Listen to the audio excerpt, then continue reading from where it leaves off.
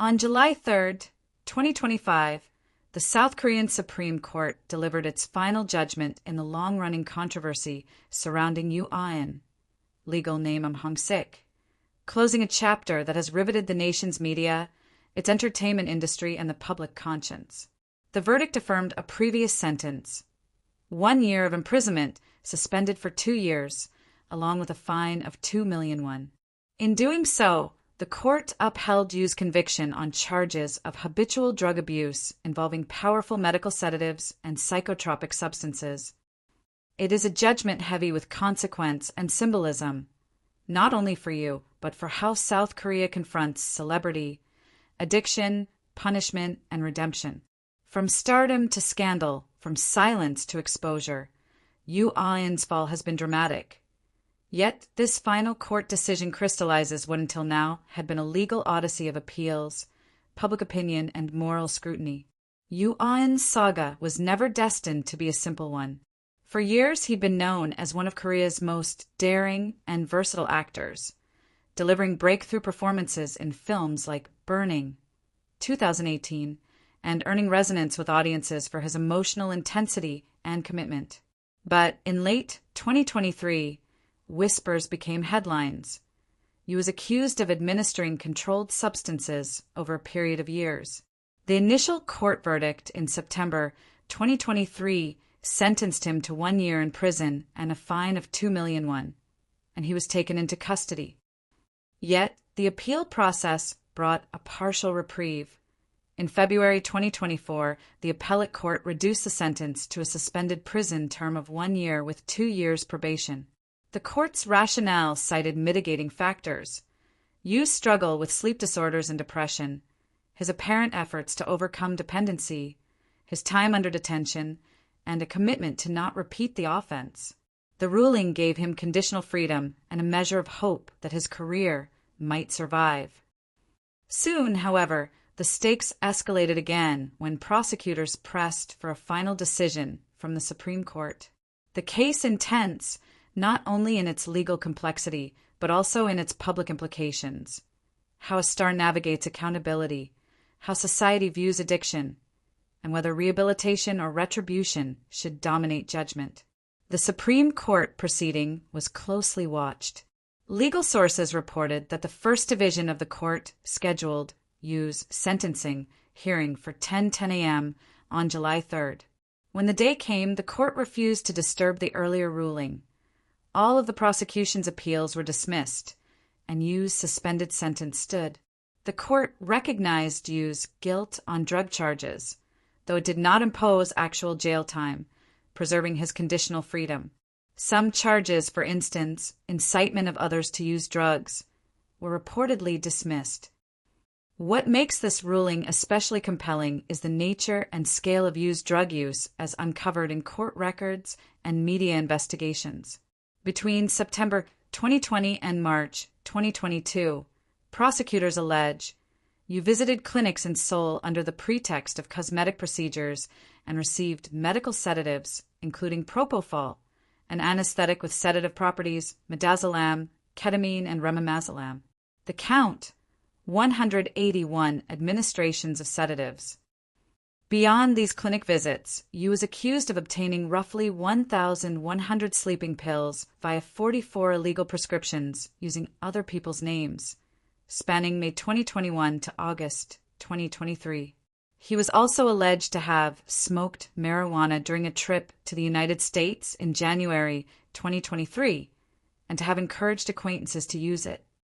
The first court acknowledged that Yoo's mental health issues, sleep disorder, and depression likely played a role in his behavior, and the appeals court leaned in that direction. But the Supreme Court's reaffirmation of the verdict underscores that even in the face of vulnerability, the law must hold firm.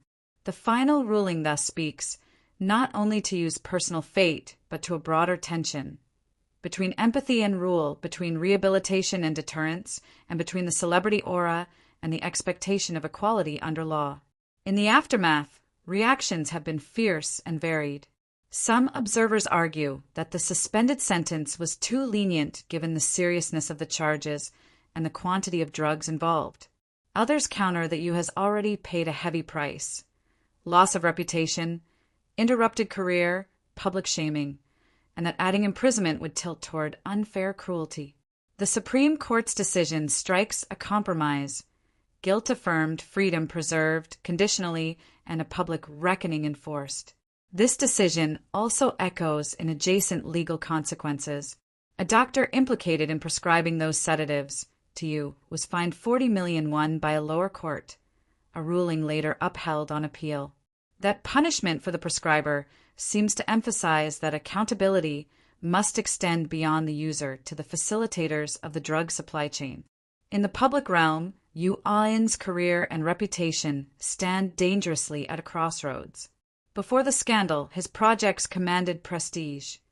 After, some were shelved or delayed, marketing deals withdrawn, fan support retracted.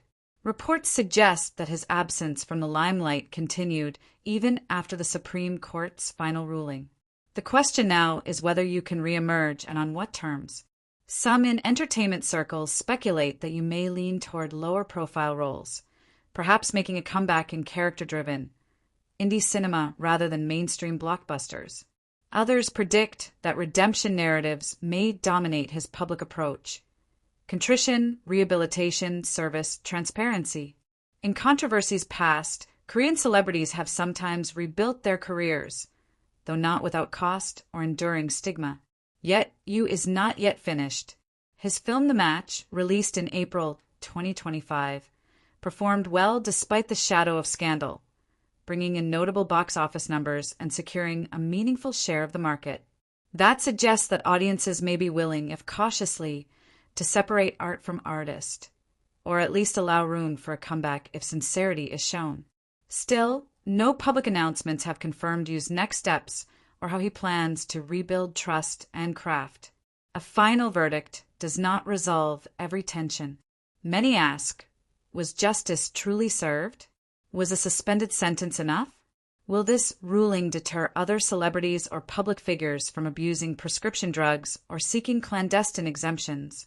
How will Korea's legal system balance compassion for mental health with rigorous enforcement of narcotics laws? Yoo's case may set precedent in public perception more than jurisprudence. For Yoo Ah-in himself, the task ahead is monumental. He must navigate a public narrative that has turned on him, rebuild trust, perhaps atone, though how and through what means is yet to be seen. He has already served time, 5 months in detention before his release under the appeal ruling. He must carry both the scars of legal struggle and the weight of personalized public judgment. For many, this final Supreme Court ruling marks neither total victory nor final cleavage, but a new threshold. In many ways, the Yoo Ah-in case reflects something broader: a societal reckoning in South Korea with pressures on public figures, mental health issues, and the cultural stigma surrounding addiction. That such a storied actor would face these charges and see them resolutely confirmed by the top court suggests that no star is above accountability. As July 3rd passes into memory, Yoo has the conditional freedom to plan his next act, not only as an artist, but as a figure now inextricable from the scandal. Whether he reshapes his public identity through acts of humility, opens dialogue about mental health, or quietly steps back to rebuild is an open question. The final legal verdict may now rest in the books, but the human story continues in media, in public imagination, and in Yoo's own uncertain steps forward. Time will tell whether the same hands that once held a claim will recover purpose, or whether this case becomes a cautionary legend about talent, temptation, and the hard boundary where law and conscience converge. The conclusion of Yoo Ah-in's case by South Korea's Supreme Court may have ended a long and grueling legal battle, but in truth it feels less like an ending and more like a crossroads. His story remains a mirror held up to society, a reflection of how fame, vulnerability, and accountability collide in ways that stir fascination, debate, and even sympathy. While the ruling secures his suspended sentence and allows him conditional freedom, it also leaves him exposed to the weight of public judgment and the uncertainty of rebuilding a career that once seemed unstoppable. In South Korea's entertainment industry, reputation is currency, and Yoo has been battered in ways that few stars ever fully recover from. Yet, as we have seen in other high-profile scandals, redemption is never entirely out of reach. The question is not only whether Yoo Ah-in can stage a comeback, but how he will choose to approach it. Will he attempt a silent, gradual return through independent projects, where artistry is prioritized over celebrity sheen? Or will he attempt something bolder, perhaps leveraging his notoriety into a raw, confessional reintroduction to the public? There is also a deeper question. What responsibility does Yoo hold now, beyond the legal punishment? Many argue that he should use his platform to advocate for mental health awareness, openly discuss the consequences of substance dependency, and dismantle the stigma that still surrounds addiction in Korean society. After all, his case has already sparked a nationwide dialogue about how stress, insomnia, depression, and the relentless demands of celebrity culture can push individuals toward dangerous coping mechanisms. If Yoo were to address these issues candidly, he could shift his image from disgraced star to cautionary voice, and perhaps help others avoid a similar path. But whether that opportunity becomes reality depends on public willingness to forgive. South Korea's audience is both critical and deeply loyal. Time and sincerity often prove stronger than scandal. We have seen stars return after devastating controversies, sometimes with even greater depth as artists because of the scars they carry. The road is steep, but not impossible. Yoo's raw talent, undeniable charisma, and unique filmography are not easily erased, no matter how strong the shadow of his crimes may loom. Yet beyond the specifics of Yoo's fate lies the bigger narrative. What his case tells us about Korean society itself. For many, it raises the uncomfortable question of double standards. Was Yoo treated leniently because of his celebrity status? Or was he punished more harshly precisely because he was famous, as a warning to others? This paradox continues to fuel heated debates across online forums, talk shows, and news columns. And therein lies the real power of this case. It is not just about Yoo Ah-in, but about us, about the way we define justice, compassion, and punishment in a society that idolizes stars but also demands their perfection. This story is far from finished. The Supreme Court ruling may be the legal conclusion, but Yoo's next steps, whether in public and private or in the creative space, will be chapters that audiences follow with unrelenting curiosity. Will he retreat into silence, or will he transform his fall from grace into a narrative of survival, humility, and reinvention? That is the tension, the unresolved thread that ensures people will continue to watch, debate, and speculate. And this is exactly where Midnight in Seoul comes in.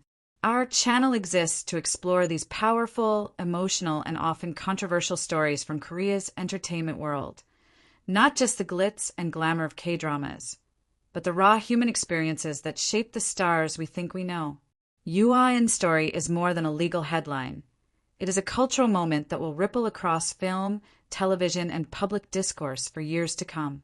So if you've made it this far, let me invite you into our community. At Midnight in Seoul, we go deeper than surface-level gossip.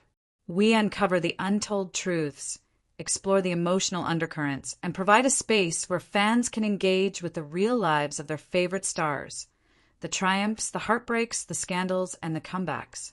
Whether you're fascinated by Yoo Ah-in's uncertain future, curious about how scandals reshape careers, or simply love the ever-evolving world of K-dramas and Korean cinema, this is where you belong.